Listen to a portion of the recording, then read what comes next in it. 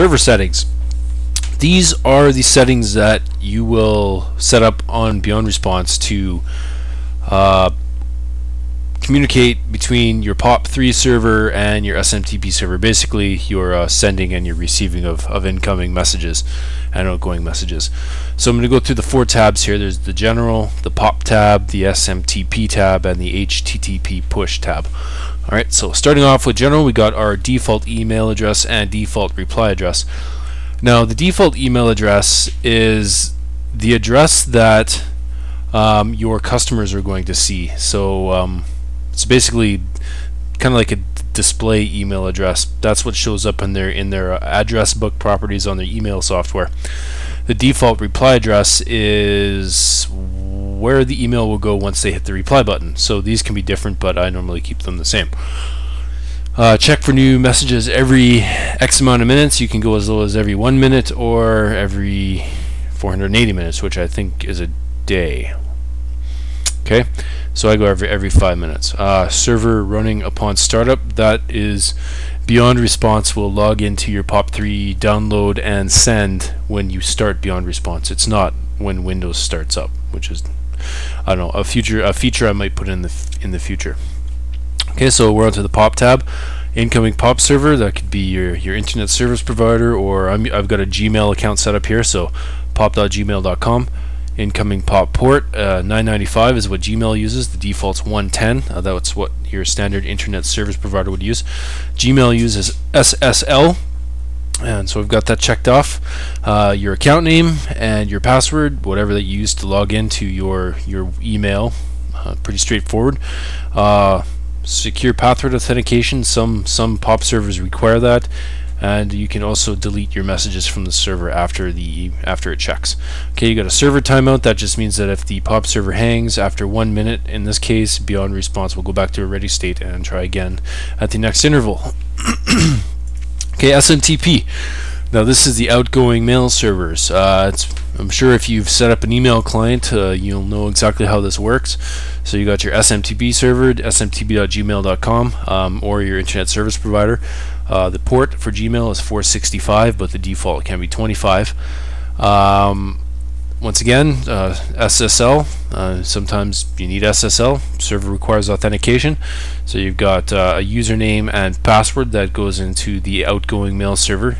Sometimes it's the same as your POP or different. You can use different servers for different needs. Okay, so now with SMTP servers, you can throttle how many emails you'll send out in a day. So you can send as few as 50 or up to 50,000 if your SMTP server will let you. Now you have the use account name as the from address. So what that means is when you send an email, typically the SMTP server normally will let anything through, like most SMTP servers will let anything through that is from this default email address, but some won't. So you can use the account name. So in this case, you could say the from name is beyondresponse@gmail.com or something else. And I know that that's a requirement for HostGator accounts, so that's why I put that in there. SMTP active. Now this is the beauty of Beyond Response SMTP, is you can have more than one SMTP server. As you can see, you've got the new button here, and so it gives us the option to create a new SMTP account. Simply hit yes, and you can use, I don't know, smtp.gmail.com once again, and go port 465. It's an SSL, service authenticated. In this case, I'll just use the Beyond Response settings again because I don't have anything else set up right now, and hit OK. Now the way you can tell that a server has been created correctly is you can hit the test SMTP button, and what that'll do is it'll throw an email onto this account that you set up, and it will respond, test email sent successfully, and etc. Let's say you enter a password incorrectly and you hit the test SMTP. What will happen is you'll get this rather large cryptic message, but what you want to look for is credentials rejected, located here. So that's how you can tell if the email went through correctly. Now also you have here a list of your email addresses or your current outgoing emails, SMTP servers that you have set up. From time to time they may become inactive, and it's nice to have a nice overview. If an email server has gone inactive on you, all you have to do is go test SMTP, and if it allows you to send again,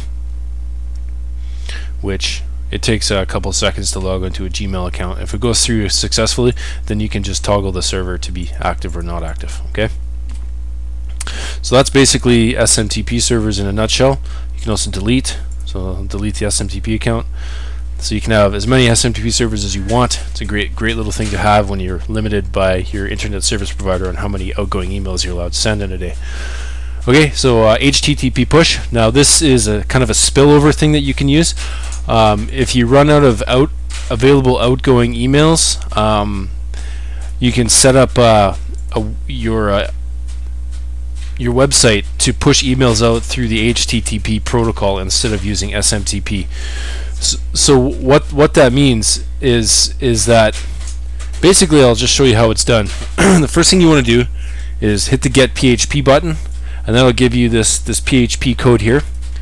So you just copy that out, and then you would paste it into you could create a new text document, text there, and call it like push email.php, and just click yes, and then you can go open with Notepad, and then just paste that stuff in, right? So then what you do is you just take this file and upload it to your web server. So you got push email.php. So we'll just say that I uploaded it to my Beyond Response server. So we go www.beyondresponse.com/push email.php, and then of course once again you can throttle that. So hit OK, and there you go. Just test it. Now, if you did it correctly, this will push an email down from your HTTP, your website.